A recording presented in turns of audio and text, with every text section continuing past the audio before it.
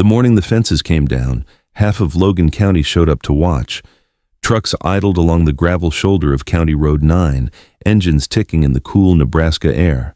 Men in canvas jackets leaned against tailgates, coffee steaming in their hands, watching 11-year-old Caleb Whitfield walk the fence line of his family's 800 acres with a roll of wire cutters swinging from his belt. He wasn't tearing the fences down to abandon the land. He was tearing them down to let the bison roam.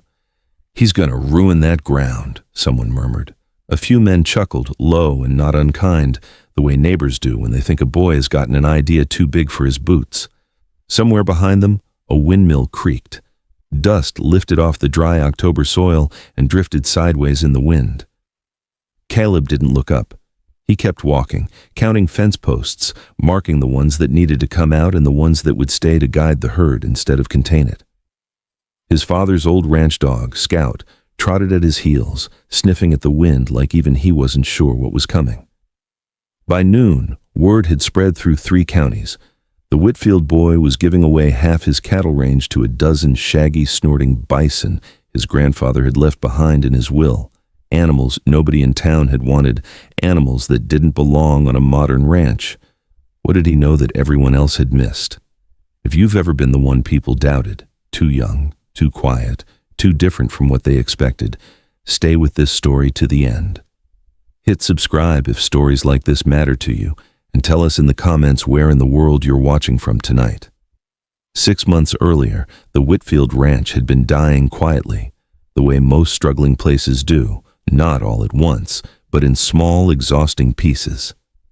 Caleb's father, Tom Whitfield, had thrown his back out hauling feed in the spring and hadn't been able to sit a saddle since. His mother, Sarah, was stretched between the hospital bills, the kitchen, and trying to keep the cattle fed on a budget that kept shrinking. Caleb did what needed doing. He fixed fence after school. He hauled water before sunrise. He never complained, and he never asked anyone to notice. What people didn't know was that Caleb had spent every rainy afternoon that spring in his grandfather's old office above the barn, reading through a stack of weathered notebooks nobody else had touched in years. His grandfather, Walter Whitfield, had ranched that land for 60 years, and in the back pages of his journals, tucked between cattle prices and rainfall totals, were notes from a different kind of education. Pages copied from old prairie surveys, university extension bulletins on grassland ecology, and observations Walter had made after spending time with elders from a nearby Lakota community, who still spoke about how the land had behaved before it was fenced. Long before cattle, Walter had written, "This prairie belonged to bison.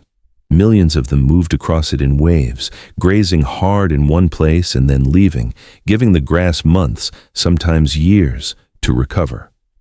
That single repeated rhythm of intense grazing followed by rest had shaped the prairie itself.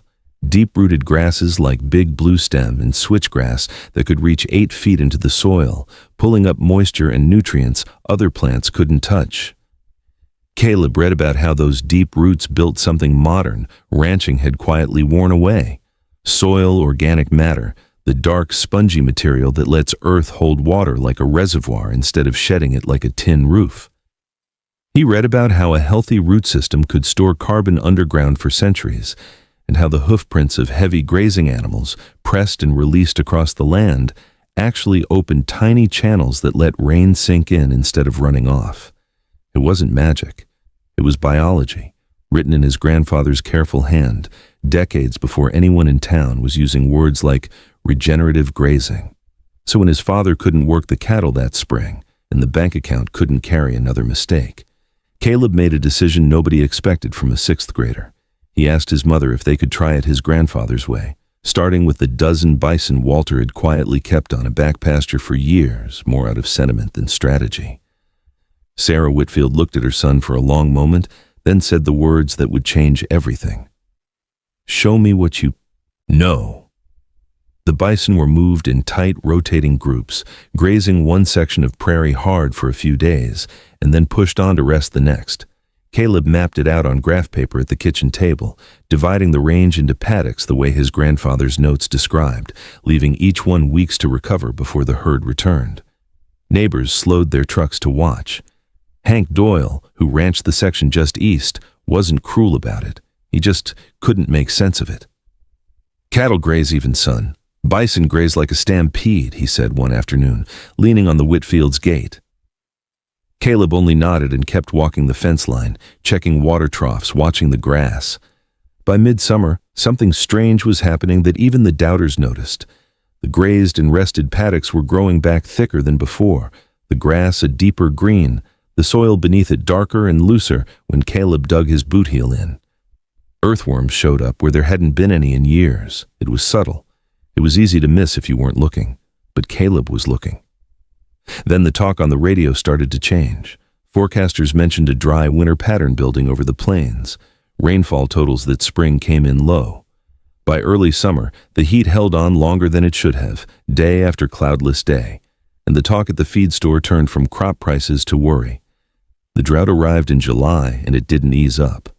Across Logan County, cornfields curled brown at the edges. Cattle ponds shrank into cracked gray basins ringed with dried mud. Dust hung over the gravel roads long after trucks had passed. Hank Doyle's pastures turned the color of old paper, and he was hauling water to cattle that had nothing left to graze. Farmers gathered at the co-op with tight faces, talking about hay prices climbing by the week, about herds being sold off early because there was nothing left to feed them. It was the kind of summer that breaks people quietly, one bill and one dead pasture at a time. At night, the heat barely broke.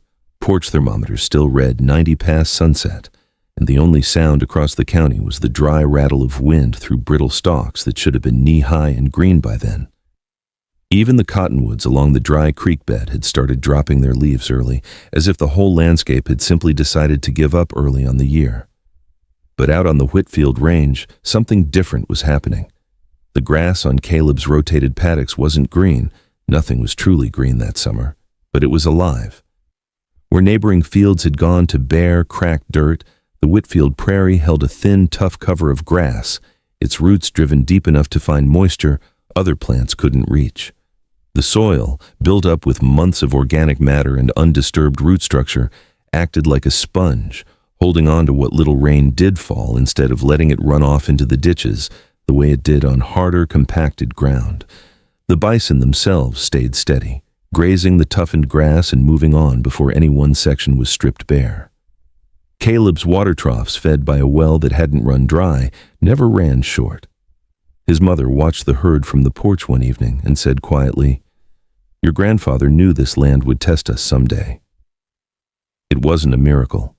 It was the slow, patient result of roots that had been allowed to grow deep, and a grazing pattern that mimicked a rhythm the prairie had known for 10,000 years before anyone built a fence across it. By August, the same trucks that had slowed to laugh in October were parking in the Whitfield driveway for a different reason. Hank Doyle was the first to knock. He didn't apologize, and Caleb never expected him to. He just asked plainly how the grass on the east paddock had stayed standing while his own fields had failed. Caleb showed him his grandfather's journals, the graph paper grazing maps, the places he'd dug his boot heel into the soil to show the difference. He never said he'd been right. He just answered every question, the same patient way he'd answered the land all spring. One by one, neighbors started asking the same things. Could rotational grazing work on smaller herds? Could cattle be managed the same way, even without bison? Caleb didn't have all the answers, but he had his grandfather's notes, and he had a season of proof standing in his own pasture. By the following spring, 3 neighboring ranches had begun, rotating their own herds, leaving sections of grass to rest the way Walter Whitfield had written about decades before. Hank Doyle, of all people, started keeping his own notebook, scribbling down which paddocks he'd grazed and when, the same graph paper system Caleb had shown him at the kitchen table. A county extension agent drove out to see the Whitfield Range for herself and asked if she could bring a small group of ranchers from 2 counties over.